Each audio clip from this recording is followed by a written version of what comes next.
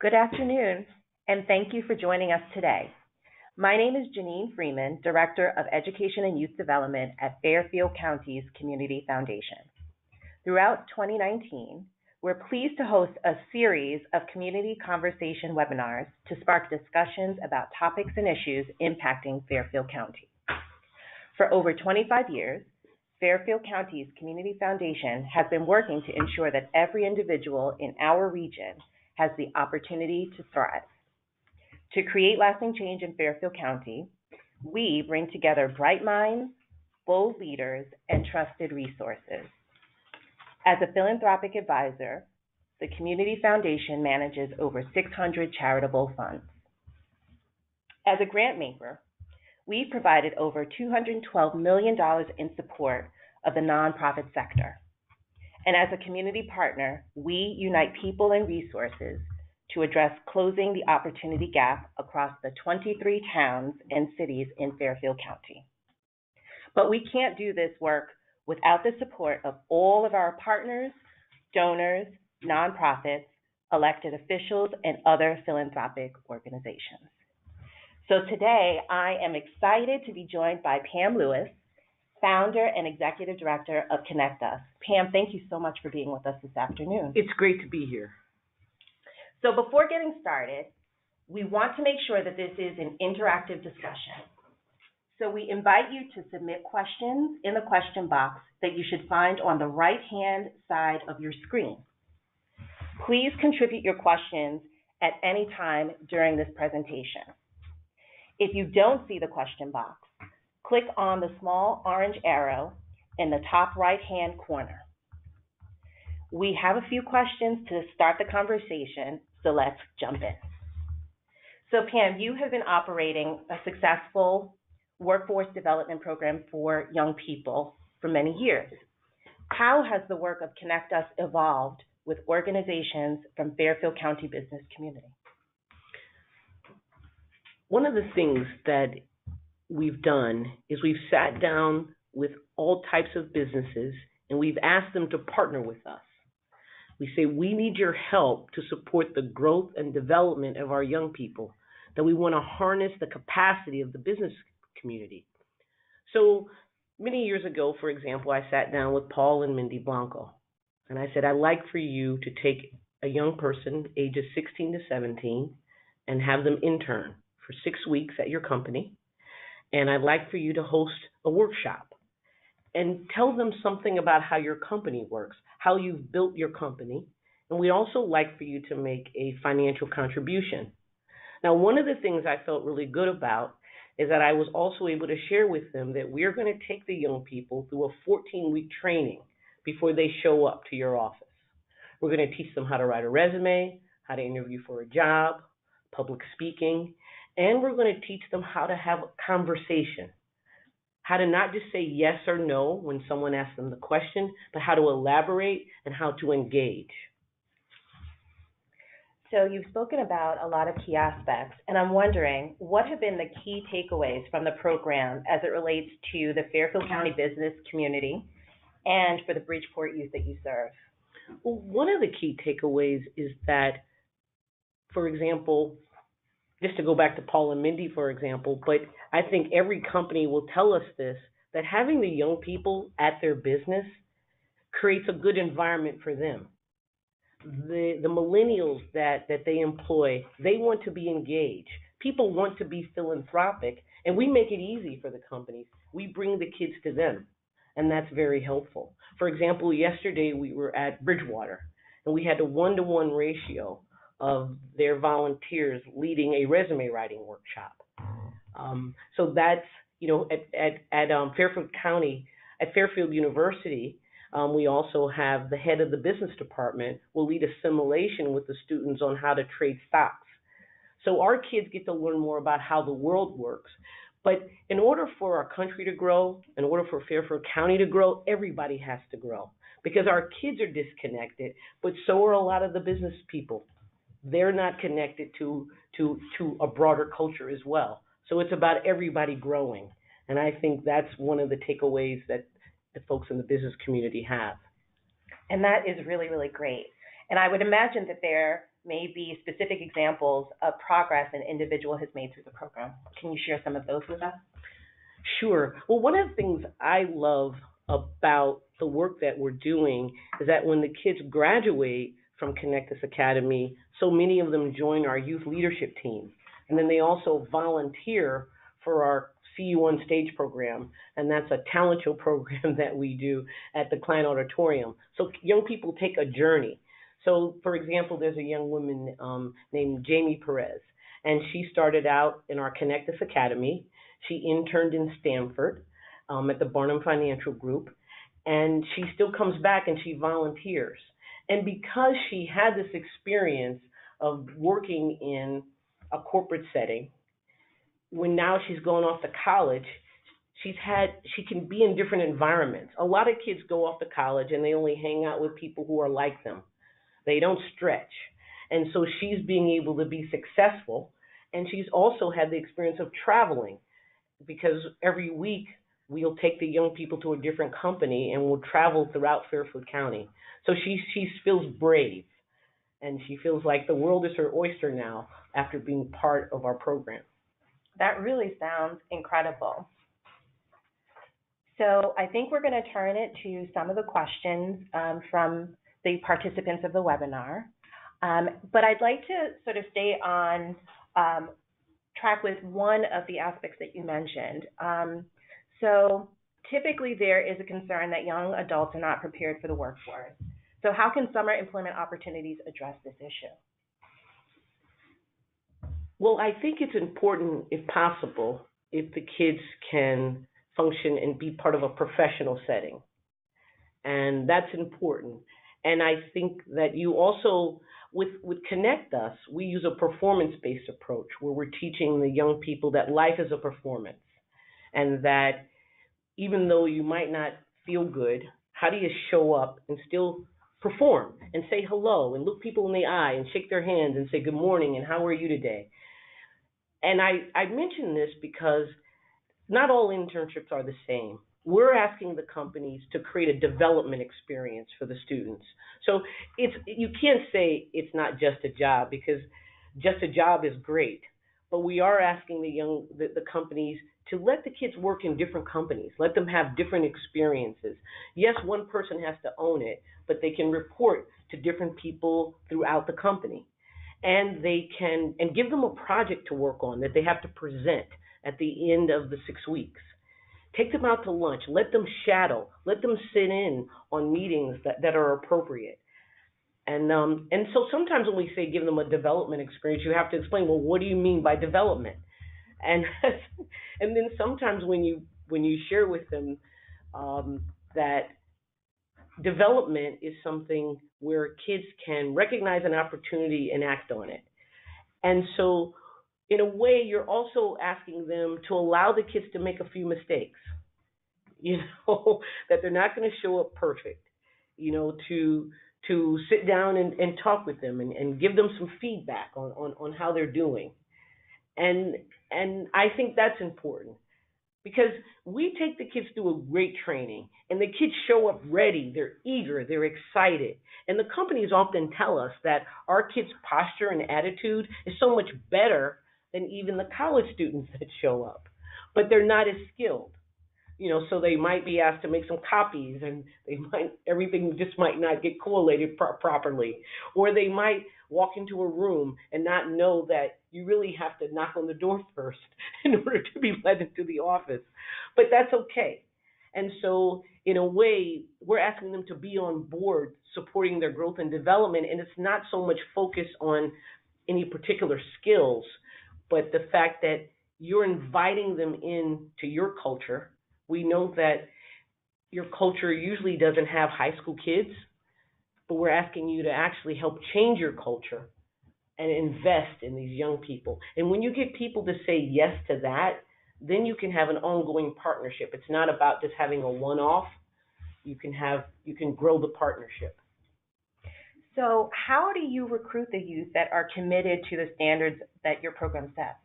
Well, we go to local high schools, whether that's Harding and Bridgeport, in Bassick High School and Central High School. And they have to come to an interview. They have to be on time. If they're late, even 1 minute, we reschedule the interview. And we let them know that in advance, that the program starts at the interview, that you can't be late. And ironically, it's very self-selective. So we had over 100 applications, and I accepted only 35 for this semester. We accepted students for the following year, but we had to invite young people to join our other programs because we guarantee the internship. That's part of the program. So in a way, our growth hinges on the number of businesses that we're able to partner with. So, some of our current partners are Beernwell Consulting, Bridgeport Hospital, a Child and Family Guidance Center, Connoisseur Media, Earth Place, Galt Family. Sam Galt has just been fabulous. He's introduced me to so many people, and and I've had so many meetings. Some we've done together, some people he's just introduced me to. For example, Fairfield Bank. Their back offices are in Ridgefield. That's a little far for the kids to travel, but they're coming to Bridgeport to lead a workshop for us and helping the kids prepare for their internships. So there's different ways that we can partner. And I don't do the hard sell when I'm meeting with people because you could speak to people, you can have a very emotional conversation about the inequality that exists in Fairfield County. And you can walk away and you can make people feel guilty, like you need to do this. But I'm thinking about long term. And I'm thinking about, I want people to partner with me and not just say yes because they feel guilty. I want them to say yes because they want to have a long-term relationship and they see the value in this and they're going to talk to their people and figure out how we can best work together. FCCF, of course, has been a great partner. I think that we could not do what we're doing without the support. And I really thank Juanita so much and Karen, and I thank you all for your support since the very beginning. So one of our participants has asked, how do you assist those at-risk youth who have challenges with the barriers they face? Well, I think you have to be patient. I mean, the kids have hidden stories. They show up with frowns on their faces, and you can really think that they're not being cooperative. But once you get to know them better, you get to know why they have those frowns on their faces or why they might seem like they're not being supportive. So you have to give them room. I really believe in initially giving direction to the group before I give individual direction. I want to give the kids a chance to take the direction. And one of the ways that we're able to do that frees the young people up, is we play a lot of performance games and improv games. So yesterday we practiced how they were going to walk into a room. This half of the room, they were the business people. This half of the room, they were students walking in. Thank you for having us. It's so nice to be here. And then we switched up. And we do a lot of games where we're practicing the kids giving and receiving energy. So there's a game that we played called Zap, Whoosh, Whoa. And you have to zap across the room and you have to put all your energy into it. And if the kids aren't putting their whole body into it, we start again. You can whoosh to the side, you can whoa. And I think the kids sometimes, it's very clarifying for them what takes place in a conversation, that it's an exchange of energy. And sometimes you have to match the energy of the person that you're speaking with. So we use play to help the young people grow. And I try not to be moralistic. I try to give a director's notes, like a director in a play, as opposed to this is right and this is wrong. So there are so many different skills, clearly, that you're developing in your young people. What else do you feel that they need to be prepared, and how do they take the experiences that they're gaining in their summer internship or summer employment opportunities and applying it outside of those contexts? There's so many things to say in response to that. One thing I think is they need to not be ashamed of poverty and that they've grown up in poverty. And we spend time talking about that. We don't take enough time to talk about poverty, that poverty has a history, that Bridgeport has a history. The kids always hear how there used to be all this industry in Bridgeport, but no one takes time to talk to them about deindustrialization, and that what's happening in Bridgeport is what's happening in our country, that they're part of history too, and that they're not cursed by God that they grow up in a city that's poor. And we talk about it, and we say, what is poverty? And some kids say, well, I'm not poor because we have food to eat. Or I'm not poor because we have electricity. It's homeless people that are poor. So I let them engage and we have a conversation, because I think sometimes the kids are just defensive about that. And then they have a chip on their shoulder. Or if someone who's white gives them direction and they give it strongly, they'll misinterpret that as racism. But sometimes someone's just giving them a direction and they're giving it strongly. So we'll open that up.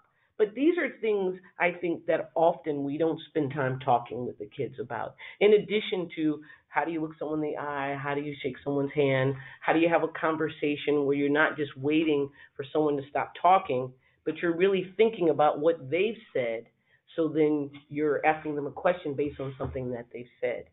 So you're actually creating something that's poetic. So those are all important skills.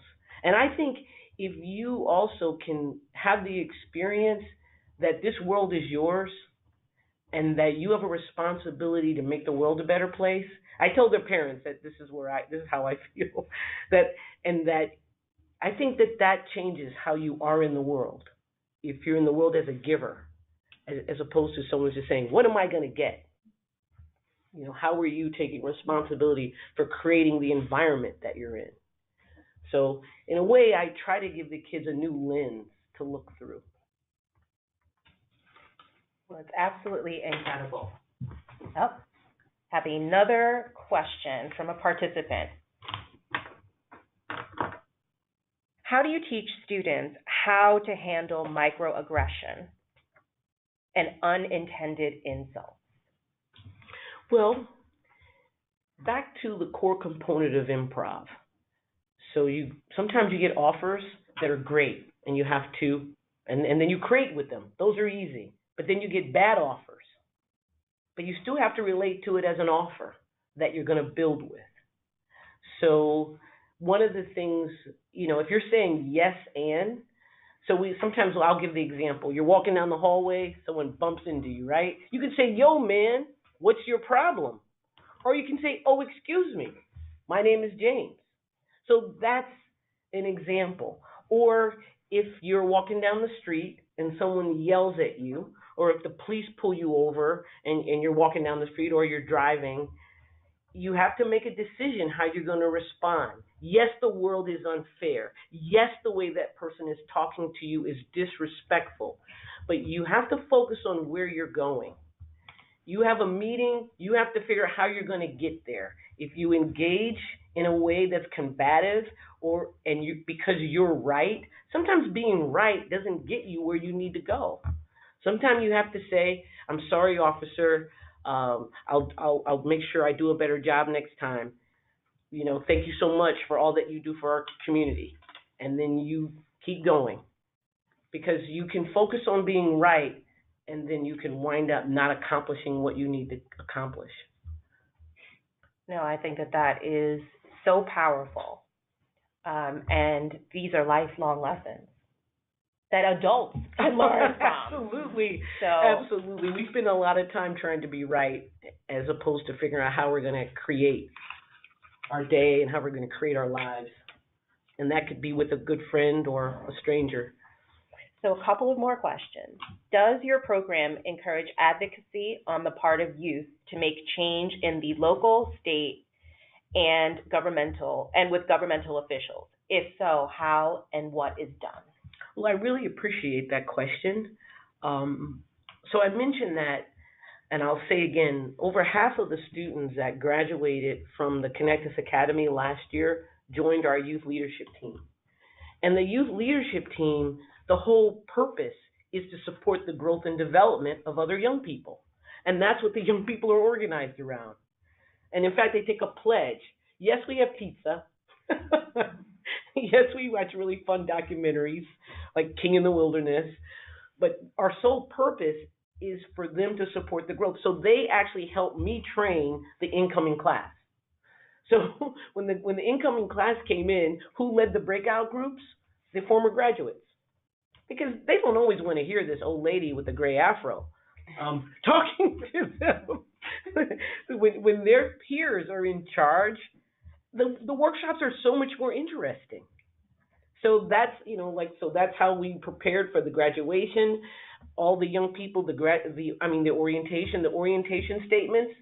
The alumni worked with the young people to prepare those statements, and we also spent some time last year focusing on the issue of gun violence. We made a space for the kids to give expression to the impact of gun violence on their lives. And one of our partners, the Westport Country Playhouse, along with a group called Unload, invited us to create a show where the young people did that, and we performed it at the Westport Country Playhouse. And these, again, were primarily graduates from our program. Again, absolutely incredible. Another question, how is transportation to internships provided? Well, the first 2 weeks, we pay for it. And then after the young people get paid, then they pay for their internships.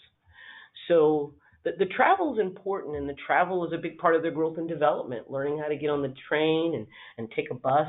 But we have in our budget, we've allocated money for the kids for their first couple of weeks. We take responsibility for that. And we also do dry runs where we practice with the young people on how to travel. Absolutely incredible. And I know that our time is running close. So if you have any more questions, please feel free to submit them. And we'll take a couple of more minutes, and then we'll be wrapping up our program. And I'm very fortunate because another question has come in. How does Connect Us also train and orient the workplace supervisors? Well, thank you for asking that question. That's very important. We have a training that takes place in June where all the supervisors come together and they share best practices. And that's really important because we have some companies that take 4, some that take 3, and some companies are coming on for the first time. And for example, some of the companies have templates that other people can use. And so when you can share that with people, that they don't have to reinvent the wheel. And as part of that supervisor training, we introduce our performance-based approach. So then when the supervisors are giving direction to the students, they can use that as well. And they appreciate it. Again, giving direction as opposed to this is right and this is wrong. And we also invite alumni to that so we can do some role playing with the supervisors as well. And are there ways that you bring together the participants in the program and the supervisors to sort of acknowledge the work that happened over the summer? Yes. At the end of the 6 weeks, we have a supervisor celebration where the students present plaques and certificates to their supervisors. A big part of young people's development is learning how to show appreciation and saying thank you. Thank you for having me. And so the supervisors come and we have a nice little party at the end. But I would also imagine that the supervisors are also very much enriched by the young people that participate in their summer programs. Absolutely. So it goes both ways. It goes both ways. I know Pullman and Conley is a law firm in Bridgeport that came on board a couple of years ago, and they spoke at the ceremony, and they talked about just the impact that it had having the student at the company. Again, I really believe, and I like the name Connect Us. I believe that people want to come together, and people want to support our young people, but they want to find ways to do it that they feel are effective. They want to, if they're going to invest, they want to feel like they're making a good investment. And I think Connect Us, all of our programs, but in particular the Connect Us Academy, is just a great model for bringing young people in the business community together. So there is a question that has come from another one of our participants. So some youth have goals of living and working in a certain way, but not the understanding of how to achieve this. Does your program cover the basic financial practices like budgeting, investments, et cetera, to help develop your skills? We're beginning to do that. With our partnerships with the banks, they provide a lot of financial literacy workshops. And so we've had one. We had one just 2 weeks ago that People's Bank led. And Fairfield County Bank has offered to come in and lead some as well. Because the kids need to learn what money is and how to save money, whether they want to buy a car or if they want to go to college. And they need to learn about opening up checking accounts. So we're adding that to our curriculum. I'm so glad you asked that because it's so important, especially for the young people that are getting paid, and for the kids in the Connect Us Academy. They're going to make, probably they're going to get paid at least $3,000, which for a 16, 17-year-old, that's quite a bit of money. And then what are they doing with that? How are they thinking about it? And so we're adding that to our curriculum, and it's going to become a more important part. Well, that's wonderful. Thank you so very much for engaging in this dialogue with us this afternoon. And I just would like to turn it over to Juanita James, our CEO. I just wanted to make a few closing remarks because it is such a pleasure to have Pam Lewis here. And I had the pleasure of speaking at her orientation just a few weeks ago. I was so impressed with the participation of the incoming students, of the students who had graduated from the program, of the students who were part of the Leadership Academy, as well as the parents, where each group stood up and told their story. They shared their aspirations of what they wanted to achieve from the program. They shared their success stories of what they learned from the program. And there was so much positive energy and forward momentum in the room. I really strongly encourage you to learn more about this. It is such an uplifting, necessary part of the creating the success for our future leaders. And I just wanted to, comment on, I'm still telling others about what an uplifting and motivating experience it was for me personally. So with that, I'd like to just make sure that Pam has one more opportunity to let people know exactly how to get in touch with or connect us. Thank you so much, Juanita. And I thank you so much for being there. It was so wonderful to have you. And the place was packed with parents. People often say the parents won't come out, but they were there. And you being there, I think, played a very good role for the students wanting to come and hear you.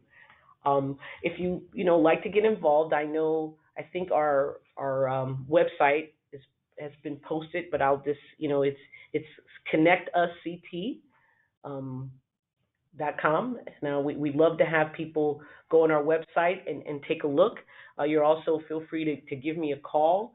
We're still in the midst of our internship campaign, and we need more companies to say yes. And more and more are signing up. We're expanding the fields in which our young people have opportunities to intern. And I just want to say once again, it's great to be here. And thank you, Fairfield County's Community Foundation. It's great to have you as a partner. Thank you, Pam. Thank you, everyone. Have a great rest of your day and enjoy the weekend.